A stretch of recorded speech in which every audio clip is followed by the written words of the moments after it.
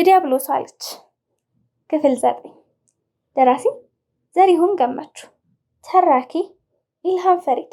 ቻናላችንን ሰብስክራይብ፣ ላይክ እንዲሁም ሼር በማድረግ ቤተሰብ ይሆናል። ወደ ታሪኩ። አንቺን ለማግኘት ብሎ ጭራሽ ግራ አጋባኝ። እንዴት አድርገው ነው እኔን የሚያገኙ? ደግሞ የት ናቸው ስል ጠየቅኩት። ሌላ ዓለም ላይ ናቸው ሲል መለሰ። እና እንዴት ነው የሚያገኙኝ ብዬ ድጋሚ ግራ በመጋባት ጠየቅኩት። ልክ ያችን ተክል ስትቀነጥሺ ቀጥታ መልእክቱ እነሱ ጋር ይደርሳል አለኝ። እውነትህን ነው? ውስጤ ፈነጠዘ። አባቴን የማግኘት ምኞት ሳላስበው አዘለልኝ። የእናቴን እውነታ የማረጋገጥ ፍላጎት እና አሪፍ ነዋ። ያለሁበትን ካወቁ ይመጣሉ አይደል? አባቴም ይመጣል አይደል? ጠየቅኩት። አይ አባትሽ በጥብቅ እስር ላይ ስላለ መምጣት አይችልም። ሳይፈቀድለት ወደዚህ ምድር መጥቶ ከሰው ጋር በፍቅር በመቆራኘት አንቺን ስለወለደ በአንቺ እድሜ ሙሉ እንደታሰረ ነው። አንጀቴ ተላወሰ። በምድር ላይ ተስሮ ቢኖር ኖሮ የፈጀውን ያህል ይፍጅ እንጂ መንግስትንም ገልብጬ ቢሆን አባቴን አስፈታው ነበር። እና ታዲያ ዘመዶችም ቢሆን ይምጧ ምን ችግር አለው አልኩት። የሚመጡት አንቺን ለመውሰድ ነው አለኝ። ደስ አለኝ። ደነገጥኩ። እንዴ ወዴት ነው የሚወስዱኝ አልኩት። ወደ ራሳቸው ዓለም ሲል መለሰ። እኔ መሄድ ካልፈለግኩስ ስለው ፈለግሽም አልፈለግሽም ይወስዱሻል። ምንም አይነት ምድራዊ ኃይል አንቺን ከመውሰድ አያግዳቸውም ብሎ መለሰ። ለ5 ደቂቃ በትካዜ ውስጥ ገባሁ። ሌላ ዓለም የማየት ፍላጎት፣ አባቴንና ዘመዶቹን የማወቅ ፍላጎት። ደግሞ ይችን ምድርስ ቆይ ሂጄ ሁሉን ነገር ካየ በኋላ ተመልሼ ወደ ምድር መምጣት አልችልም? አይመስለኝም። አንዴ ከወሰዱሽ መልሶ አይልኩሽም። በቃ ይሁና፣ ለእኛም እዛ መኖር ይሻለናል። የተለየ ዓለም እኮ አሪፍ ነው። ይችን ዓለም እንደሆነ በቻለ መጠን በራንባታል። ምን ይቀርበናል አልኩት። እና ወሰንሽ አለኝ። አዎ እባክህ፣ እንደውም አሪፍ እድል ነው ስል መለስኩ። እንግዲያው ተዘጋጂ። ከ5 ደቂቃ በኋላ ሄደሽ መቀንጠስ ትችላለሽ። ከቀነጠሹ በኋላ ግን 1 ሳምንት ብቻ ነው በምድር የመቆየት እድል የሚኖርሽ። ልክ የዛሬ ሳምንት በዚህን ሰዓት ካለሽበት ቦታ መጥተው ይዘውሽ ይፈተልካሉ አለኝ። 1 ሳምንት ፈጠነ። ግን ቢሆንም ቀላል ቀን አይደለም። ብዙ ነገር እሰራበታለሁ። እናቴን ሄደን እንሰናበታታለን። የልጅነት ጓደኞቼን እሰናበታለሁ። አሪፍ ነው። 1 ሳምንት ይበቃናል አልኩና ወደ ተክሏ ተራመድኩ። ደረስኩና ለልክ ድፍን 6 ሰዓት ሲሆን ከብሳናው ዛፍ ቅርንጫፍ መካከል እጄን ዘርግቼ ጨበጥኳት። ቀነጥሳለሁ ስል በእጄ የሚሞቅና እንደ ቅባት ተምለጥላጭ ወደ ሰውነቴ ሲገባ ታወቀኝ። ደነገጥኩ። የቀነጠስኩት መስሎኝ ነበር። እጄ ላይ ምንም ነገር የለም። እጄ የተለየ ቀለም እያመጣ ነው። ሐመራዊ እሳት መሰል ቀለም በመላ ሰውነቴ እያተራወጠ ከተዳረሰ በኋላ አንዘርዝሮና አንቀጥቅጦ በአፌ የሴንት መጫወቻ የምታክል ድብልብል እሳት ብልቅ ብሎ በመውጣት እንደ ሮኬት ተተኩሶ ወደ ሰማይ ተንዘገዘገ። እየየውት አየሩን ሰጥቆ ተሰወረ። ግራ ገባኝ።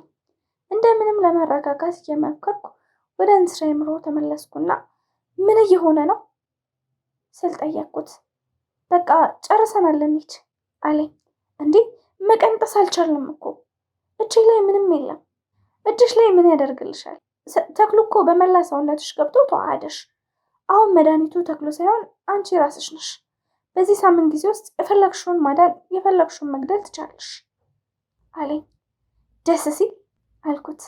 ደስ አይልም አለና ከመጣ ጀምሮ ተዘብዝፎበት ከነበረው ቋጥር ላይ ክንፉን አርገፍግፎ ተነሳ።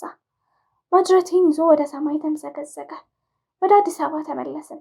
በቤታችን ስንደርስ ከምሽቱ 8 ሰዓት አልፎ ነበር።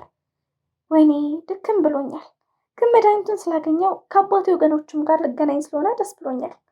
አንተ ደስ አላለህም ስል ጠየቅኩት። ለመተኛት ወደ አልጋዬ እያመራው ነበር የምናገረው። በጣም ከፍቶኛል አለኝ ንስሬ። ደነገጥኩ። ለምን ስል ጠየቅኩ። ከአንቺ ጋር የምኖረው በህይወትም የምቆየው ለሳምንት ብቻ ስለሆነ አለኝ። በህይወቴ እንደዚህ አይነት ድንጋጤ ደንግጬ አላውቅም። እንዴ የኔ ንስር ሟች ፍጡር ነው እንዴ? ጥዬህ መሄድ መስሎ ነው አብረን እኮ ነው የምንሄደው አልኩት። ይዘሽኝ መሄዳችን አለኝ። ለምን ስለው አንደኛ እነሱ አይፈቅዱልሽም። እነሱን ማሳመን ብችይ እንኳን በእነሱ ዓለም ለአንድ ሰከንድ መቆየት አልችልም። በቃ ይቀራላ። እስከ ዛሬ ከአንተ ጋር እንጂ ከእነሱ ጋር ኖርኩ። ምን ያደርጉልኛል? እነሱ መቅረት ይችላሉ አልኩት። እሱማ ጊዜው አለፈ። ቅድም ካፍሽ የወጣችው እሳት እነሱ ጋር መልእክት ይዛ የምትሄድ ናት። ወደድሽም ጠላሽም አንቺን ይወስዱሻል። እኔ ደግሞ ካላንቺ ህይወት የለኝም። ተነጥለሽኝ እንደሄድሽ ወዲያው በዛኑ ሰዓት እሞታለሁ አለኝ። እንዴ እሞታለሁ ማለት ምን ማለት ነው? ይህን ታዲያ ተክሉን ከመቀንጠሴ በፊት ለምን አልነገርከኝም? አልኩት በድንጋጤ። ውሳኔሽን በእኔ ላይ እንዲመሰረት ስላልፈለግኩኝ ነው። ያመሃል እንዴ? ከአንተ የሚበልጥብኝ ነገር አለ? ህይወቴ እኮ ነህ። አበድኩ፣ ጮኩ። ፕሮፌሰሩ ከእንቅልፋቸው ባነው በራፌን እስኪያንኳኩ ድረስ ሌሊቱን ያለ እንቅልፍ ነው ያለፈው። የጣር ሌሊት፣ የስቃይ ሌሊት። ደግነቱ ፕሮፌሰሩ ሌሊቱን ሙሉ አብረውኝ ያሳለፉት። ይሁን እንጂ እኔ ባዘንኩት መጠን አብረውኝ እያዘኑ ነበር ብዬ በእርግጠኝነት መናገር አልችልም። ግን በታታሪነት ሲያደምጡኝ ነበር። ወፎች ሌሊቱን መንገድ የምስራች ሊያበስሩ ሲንጫጩ ድምፃቸው ተሰማ። አታምኑኝም? ፕሮፌሰር ምን አቀበጠኝና ተክሉን ቀነጠስኩ? ምን ቅብጥ አደረገኝ አልኳቸው። እንደነገርሽኝ እኮ ሙሉ ለሙሉ የሚያመጣው መዘዝ አልተረዳሽም ነበር አሉኝ። ኧረ ረጋ ብዬ ጊዜ ወስጄ ማሰብ ነበረብኝ። ንስሬ እንኳን ሊነግረኝ ባይፈልግ ጉትጉቼ ሙሉ መዘዝ መረዳት ነበረብኝ። ግን እርግጠኛ ነሽ እንደዚህ ያለ ንስርሽ ለመሄድ እንደምትገደጂ ብታውቂ ኖሮ ተክሏን ከመቀንጠስ ትቆጠቢ ነበር አሉኝ። ይቀልዳሉ እንዴ ፕሮፌሰር? ጭራሽ ለማሰብ እንኳን አልሞክርም። እንዴ ንስሬን ጥቂ እንኳን የማላውቃቸው ምን አይነት ፍጡር እንደሆኑ እንኳን እርግጠኛ ወዳልሆንኩባቸው ይመቹ አይመቹ መገመት ወደማልችላቸው አባታዊ ዘመዶች ይቅርና ፈጣሪ ቢጠራኝ ንስሬን ጥዬ በፈቃደኝነት ለመሄድ አልፈልግም ስል መለስኩላቸው። በቃ ተረጋጊ፣ ያው በሞትም መለየት አለኩ አሉኝ ፕሮፌሰሩ። በእሳቸው ቤት እኔን የሚያጽናና ቃል መናገራቸው ነው።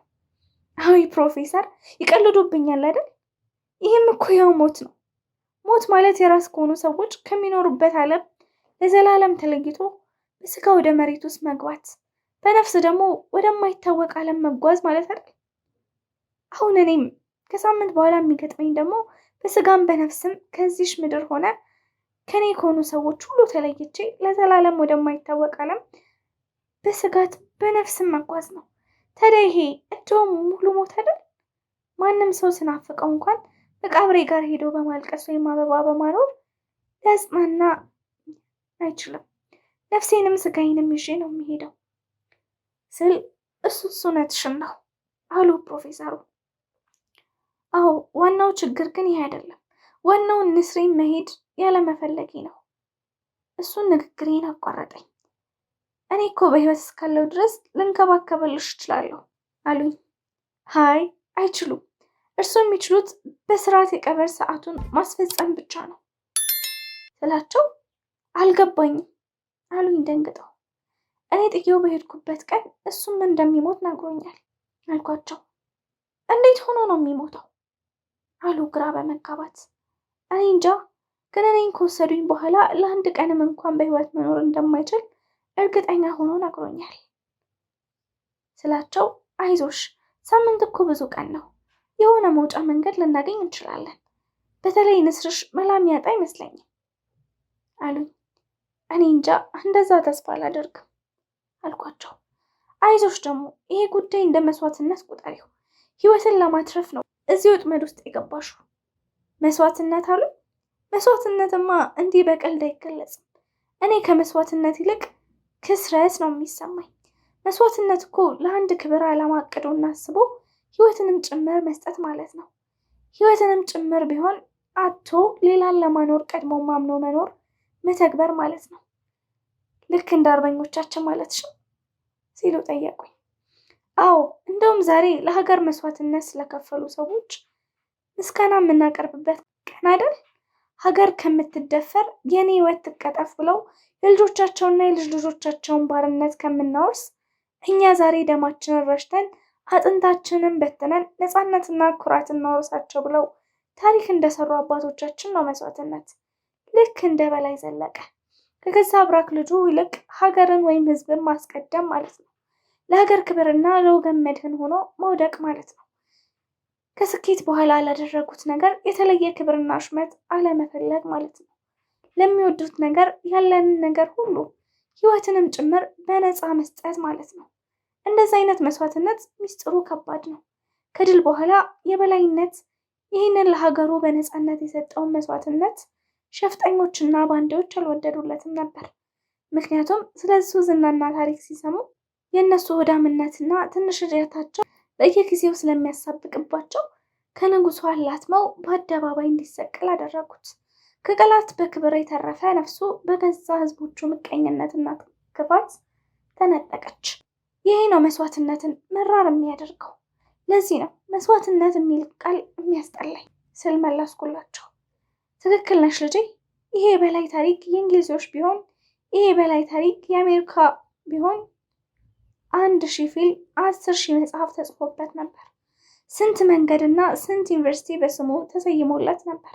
እንዲህ ሌሊቱን ከፕሮፌሰሩ ጋር በእኔ ለቅሶ ታጅበን ስናወራ ከነበሩ ነጥቦች ጥቂቶቹ ነበሩ። አሁን ሰዓቱ ከማለዳ 12:45 ይላል። ፕሮፌሰሩ እሱ የተቀመጡበት ሶፋ ላይ ደገፍ እንዳሉ እንቅልፍ ይዟቸው ጭልጥ ብሏል። ንስር ያለው መኝታ ቤት ውስጥ ነው።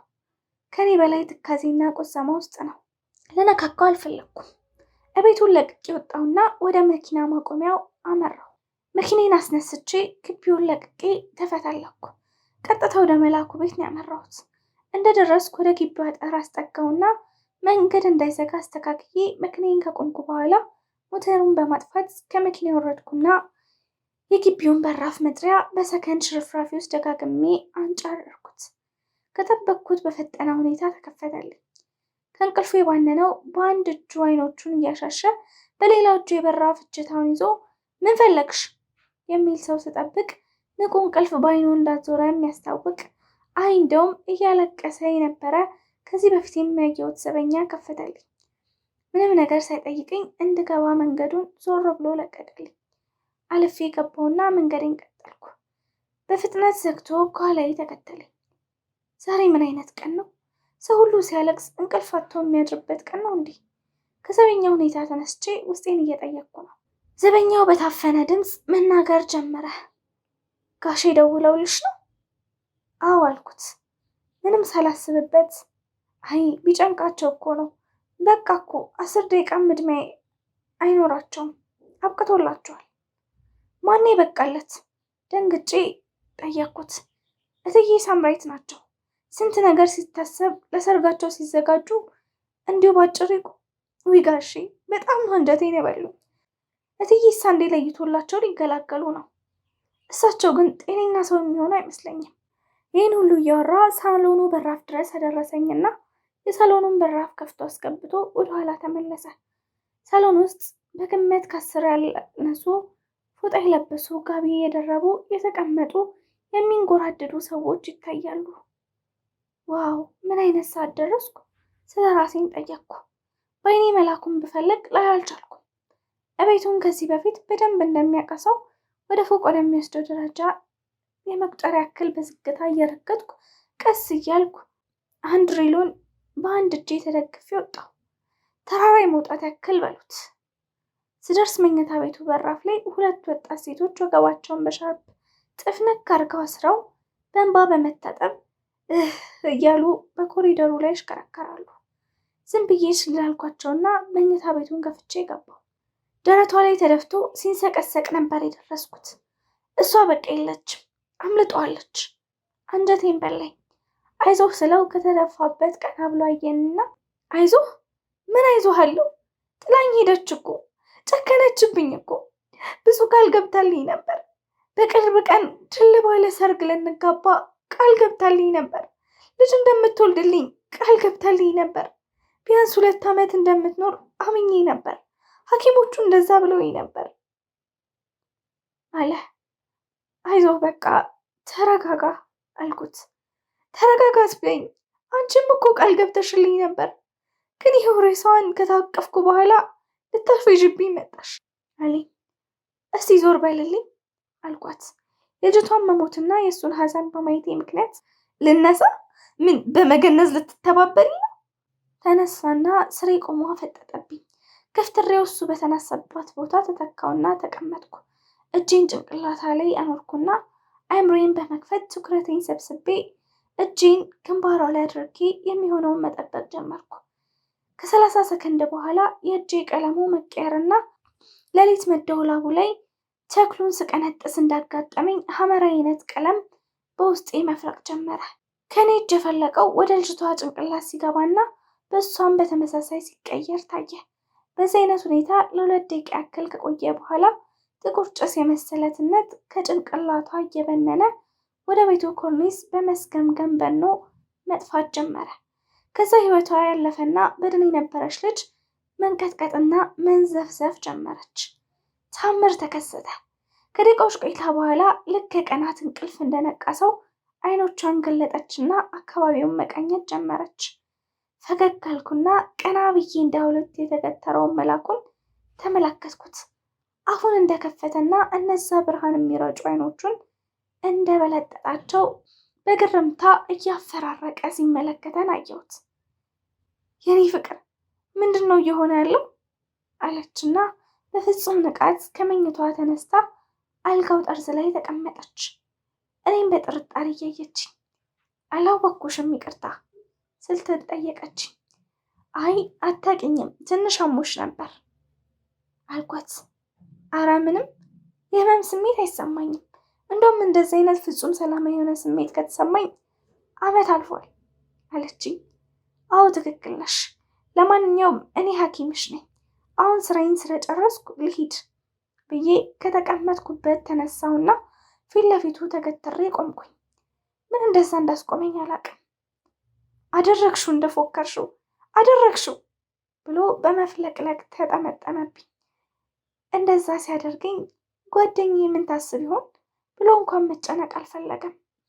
እኔም እንዳቀፈኝ ጆሮ ላይ ተለጠፍኩና በማሾካሾክ አዎ አድርጌያለሁ፣ ዛሬውኑ ወደ ሐኪም ቤት ውሰዳትና አስመርምራት፣ ሙሉ በሙሉ መዳኗን ካረጋገጡልህ ያው በተስማማነው መሰረት በ3 ቀን ውስጥ ቃልህን እንድተገብር እፈልጋለሁ። የቤቴ አድራሻ አልኩና ከለበስኩት ጅንስ ሱሪ ኪስ ውስጥ ቢዝነስ ካርዴን አውጥቼ የለበሰው ጃኬት ውስጥ ከተትኩለት። በዝግታ ከቅፋ ወጣኝና በመገረም አፍጫዬን ጀመር። እኔም አይኖቼን ሳልሰብር አፍጥጫ አየሁት። ደስታው በኖ በአንድ ዓመት ተነፍቶበታል። እንደዘነዘዘ ባለበት ቆመ። ሳምራይትም ምንድን ነው እየተካሄደ ያለው ብለው በጥርጣሬ የተወሰነ ጥያቄዎችን ስደረድር እኔ እየተካሄደው ስላለው ነገር ይበልጥ ለማወቅ በጥያቄ ሁለታችንንም ስታፋጥጥ እኔ ከቆምኩበት ስፍራ እግሮቼን በማነቃነቅ የተዘጋውን የመኝታ ቤት በራፍ ከፍቼ ወጣሁ። ስወጣ ከነበረኝ የተሻለ ፍጥነት ደረጃውን እየተንደረደርኩ ወርጄ ሳሎኑን ሰንጥቄ በመውጣት የግቢውን የውጭ በራፍ ጋር ስደርስ ቅልጥ ያለ እልልታ ድምፅ እቤቱን ሲያደበላልቀው ሰማሁ። ፈገግ አልኩኝ። ይህ የእነዚህ ሰዎች ደስታ እኔ ምን እንዳስከፈለኝ ቢያውቁ እንዲህ እልል አይሉም ነበር። ግን ምንድን ነው ለመላኩ ብዬ ነው የመጣሁት? አሁን እስቲ ምን ማድረጌ ነው? በተስማማነው መሰረት በ3 ቀን ውስጥ ትከፍላለህ ማለቴ። በዛ ላይ እኮ የቤቴን አድራሻ ጭምር ሰጥቼዋለሁ። እስቲ ይህ ደስታ ለዛሬ እንኳን ሙሉ ቢሆንለት ምን ነበረበት? ገና ለገና እኔ ስቃይ ውስጥ ነኝ ብዬ ሌላውን ሰውን እንዲሰቃይ ማድረግ ነበረብኝ? ደግሞ ለሳምንት እድሜ እንደዚህ ክፉ መሆን ምን የሚሉት ልብ ጠጣርነት ነው። የመኪናዬን ሞተር በማስነሳት ከአካባቢው በፍጥነት ተፈተለኩ። ክፍል 10 ይቀጥላል።